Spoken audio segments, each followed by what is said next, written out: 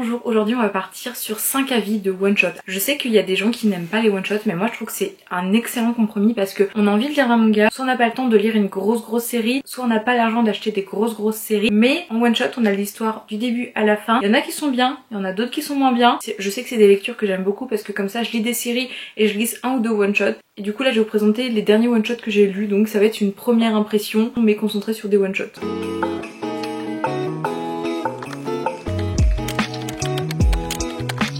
On va commencer avec La vie d'Otoma. Donc c'est un manga de chez Kana où on va suivre Otoma. Otoma c'est une jeune femme japonaise qui un jour a suivi la personne qu'elle aimait en Italie. Elle est peintre, elle adore la peinture etc.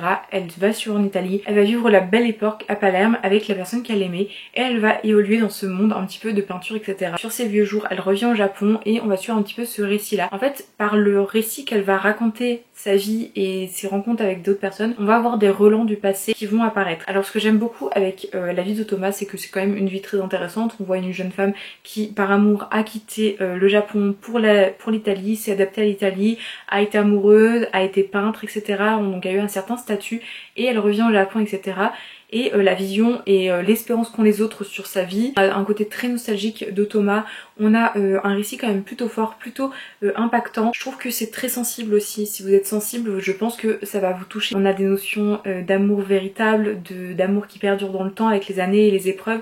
Et c'est ça que je trouvais très intéressant. Il y a un côté un petit peu historique parce que ça va être pendant le début de la guerre mondiale, etc. Pas mal de choses qui se passaient au Japon. On va avoir des notions sur des choses qui se passaient en Italie. C'est intéressant. C'est un récit qui est sur la fin m'a fait pleurer par l'émotion en fait de l'attachement qu'on a au personnage d'Otoma. Je trouve qu'il est ultra intéressant, ultra cool. Alors c'est un récit que vraiment j'ai adoré.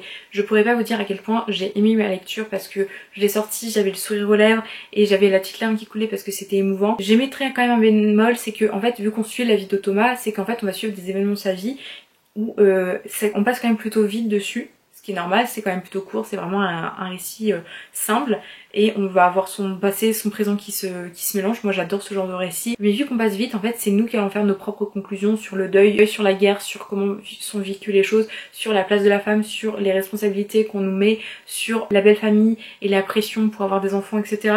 Enfin toutes ces choses là vont être présentes mais par parcimonie et c'est à nous de faire nos conclusions. Et c'est un bon tranche de vie, un peu émouvant etc.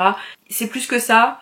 Mais faut chercher un peu, bien sûr c'est toujours à mon sens. Ensuite il y a Devenir enfin moi-même. Alors ça je l'avais vu, j'ai vu personne en parler, mais c'est vrai que c'est un récit qui me tentait pas mal. En fait Devenir enfin moi-même, si on va suivre Yuna Hirasawa qui va aller en Thaïlande pour changer de sexe. Donc en fait on a une personne qui biologiquement était un homme mais se sentait femme, qui est un mangaka et qui va un peu faire son récit autobiographique de cette opération qui l'a vraiment hanté et qui l'a fait un peu peur et qui en même temps était un soulagement pour aller vers sa propre identité. Alors moi je suis pas du tout à l'aise avec les termes de la transidentité etc. Et c'est pour ça aussi des fois que j'aime bien m'orienter faire des mangas qui parlent de ce genre de sujet. Déjà une pour avoir une autre vision que celle sur les réseaux sociaux et deux avoir un récit où j'ai tendance à facilement comprendre les codes pour pouvoir aborder des sujets dont je suis totalement néophyte. On vit dans une société où il y a un panel de personnes très importantes. Dans mon travail je rencontre beaucoup de personnes mais parfois je ne sais pas comment ne pas être maladroite dans mes propos et c'est pas grave. En tout cas si je le suis je m'excuse à chaque fois mais j'aime bien avoir du coup ce genre de petits récits qui nous racontent quelque chose parce qu'au final c'est juste elle nous raconte son histoire de vie, son opération, la douleur, qu'est-ce qui s'est passé etc. On a le côté un petit peu administratif aussi, à quel point ça peut être compliqué et l'épanouissement derrière. Du coup c'est un manga que j'ai trouvé très intéressant mais c'est pareil, c'est pas je pense pour tout le monde parce que c'est extrêmement tranche de vie, c'est un petit peu éducatif et en même temps sur un sujet qui peut ne pas plaire à tout le monde parce que on parle de transidentité, on parle d'opérations chirurgicales etc. Je trouve que étant infirmière j'ai trouvé des éléments liés aux infirmières en Thaïlande sur la prise en soins qui peut être reproché aux infirmiers, qui peut aussi qui m'ont touchée parce que c'est dans ma propre pratique, qui m'ont touchée en fait par les sentiments qui dégageaient du manga des personnels soignants ou de Yuna qui a été opérée et je trouve que ça c'est ultra intéressant et c'est extrêmement cool. Donc je vous avoue que le côté médical dedans je le trouve très sympa, ça reste très survolé mais c'est très beau et très vrai, en tout cas moi ça m'a beaucoup touchée et le côté éducatif est vraiment très cool. Donc moi c'est un one shot que j'ai beaucoup aimé. C'est pareil, c'est pas un one shot qui je pense va plaire à tout le monde. Ensuite il y a Les Chroniques d'Asvareo, le dragon d'argent. Dans l'ensemble j'ai kiffé, mais ça m'a quand même un petit peu mis bizarre en fait. En fait on va suivre une jeune femme qui est la princesse d'un pays, sauf que ce pays a été mis à mal par quelqu'un d'autre qui littéralement l'a attaquée.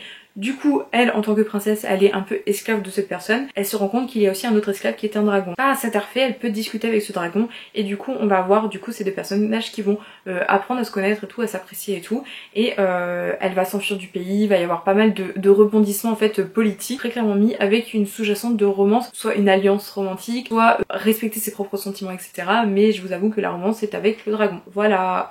En vrai, j'ai kiffé ma lecture et c'était trop bien, mais en fait, je m'attendais à ce que le dragon soit un dragon, mais pas qu'un dragon. Et je crois que ça va dans une forme de récit aussi, où je crois qu'il y a plein d'autres mangas de ce genre, de cette série. J'ai kiffé, hein, vraiment, j'ai kiffé ma lecture, mais et j'ai kiffé la conclusion. En fait, il y a quand même un truc dans ma tête où je me dis, mais c'est un dragon. C'est particulier. Je trouve ça quand même un peu chelou. Ok. Ensuite, c'est un boys love Touching Your Night. Alors j'en avais entendu beaucoup de bien. Donc en plus j'avais attendu d'aller sur Lyon pour avoir la couverture de Mommy Manga parce qu'il y a des fleurs et tout et j'adore les fleurs. Dans Touching Your Night, on va suivre une personne qui est un tueur à gages. Un jour il va être dans une situation très compliquée où son frère va décéder et pendant ce décès, pendant cet événement tragique, en fait il y avait un garçon qui était passé et qui avait l'air d'être aveugle et qui maintenant, c'est pas l'obsède mais son visage, en tout cas ses yeux, son regard et reste dans sa mémoire, etc. Un jour par un concours de circonstances, il va croiser cette même personne dans la rue, ils vont échanger ensemble, etc. Et petit à petit une relation va débuter au début amicale puis de plus en plus amoureuse. Alors déjà les traits du dessin, je vous mets des illustrations ici, sont incroyables. C'est d'une douceur et la relation elle est vraiment sincère. On a deux personnages dont l'un qui ne peut pas voir l'autre, donc qui se fait vraiment sur des sentiments, sur une réalité et en fait ils acceptent l'autre un peu sans limite. Il y a quand même une petite action, il y a un petit enjeu avec le fait d'être tueur à gages et est-ce que c'est compatible avec une histoire, avec une romance. Voilà, tout ça se mélange ensemble, mais moi personnellement ça a été un récit qui a été incroyable du début à la fin où j'ai été happée. C'est un one shot que vraiment je sais que je vais y relire plus tard et d'ailleurs je vais vous dire tout de suite sur les premiers mangas si je compte les relire ou pas parce que c'est ça aussi qui va me décider si j'ai gardé dans mon mangatech ou pas et si je les ai vraiment beaucoup aimés ou pas. Ça peut être des histoires que j'ai beaucoup aimées sur le coup mais est-ce que je les relirai? C'est pas sûr. Les Chroniques de Svareo, je pense que je ne le relirai pas. C'est pas que j'ai pas du tout aimé mais c'est juste que bah en fait c'était un peu space. L'histoire je m'en souviens bien et je pense pas que quand je voulais relire un one shot je me pencherai sur celui-là. Je suis sûre que j'aurai 3 milliards d'autres one shot qui me donneront plus envie. Devenir enfin moi-même, très franchement je pense que je le relirai plusieurs fois. Je pense que c'est un manga qui va rester dans ma collection par le sujet et par ce sentiment que j'ai ressenti pendant ma lecture. Peut-être lié à mon métier ou que sais-je, mais en tout cas ça a été une excellente lecture et je pensais pas, je pensais que ça allait être un manga cool mais sans plus et non en fait il était vraiment sympa et la vie de Thomas était vraiment très cool. Je pense que je le relirai peut-être au moins 2 fois, peut-être plus encore, mais c'est un one shot que je suis vraiment contente d'avoir dans ma collection parce qu'il était vraiment ultra intéressant et ultra mignon, ultra doux et tout, j'ai trop kiffé. Et pour finir, alors c'est un peu dans le désordre, je suis désolée, Shinkirari, Derrière le rideau, la liberté. Alors on va suivre une jeune femme qui est une femme au foyer avec 2 enfants qui vit un petit peu pour sa famille, pour son loyer, etc. Et petit à petit se rend compte qu'elle s'oublie elle-même et n'est pas forcément des plus à l'aise avec ça. Elle a pas mal de certaines rancœurs parce qu'au final elle fait quand même tout à la maison, elle trouve qu'elle a quand même peu d'aide. On a une femme qui est quand même un peu épuisée mais en même temps qui a envie de reprendre le contrôle sur sa vie. Et on va voir une femme qui parfois est passive de sa vie et des passives de ce qui se passe, de sa situation.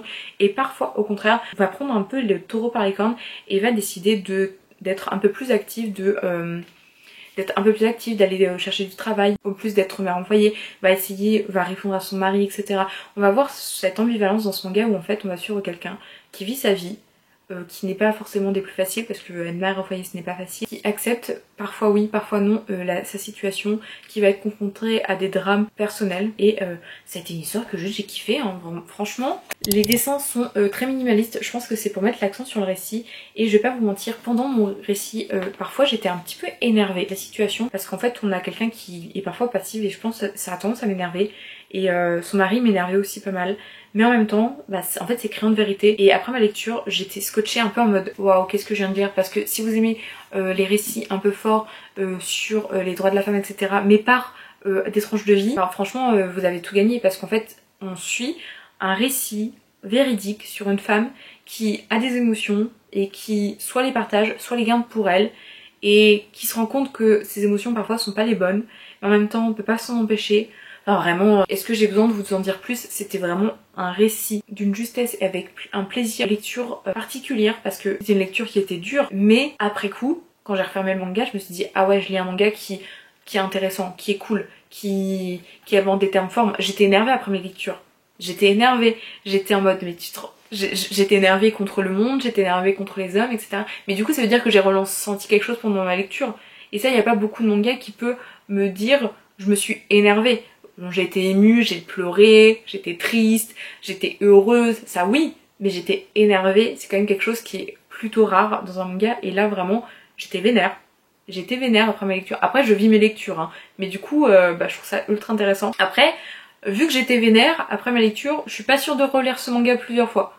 Ce manga, je vais le garder dans ma collection, peut-être que je le relirai, mais genre, pas tout de suite. Ça va attendre vraiment beaucoup d'années, et que j'ai grandi, et que j'ai vécu d'autres expériences, mais je vais le garder dans ma collection, mais je le lirai pas tout de suite. Mais je suis vraiment contente de l'avoir lu. Enfin vraiment il est très cool. Du coup merci d'avoir regardé cette vidéo sur mes premières impressions de one shot, savoir si je vais les relire ou pas, et un peu vous présenter des one shots qui sont sortis quand même plutôt récemment. N'hésitez pas à me dire si vous aimez les one shots, quels sont les one shots que vous avez lus dernièrement et que vous avez kiffé, que ce soit en boys love comme en tout autre genre. Je suis vraiment une férue des one shots, mais je sais qu'il y a plein de gens qui aiment pas ça, moi j'adore ça.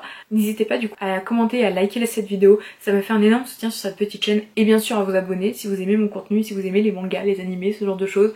En tout cas je vous remercie d'avoir regardé cette vidéo, je vous souhaite une très bonne journée, et surtout, prenez soin de vous.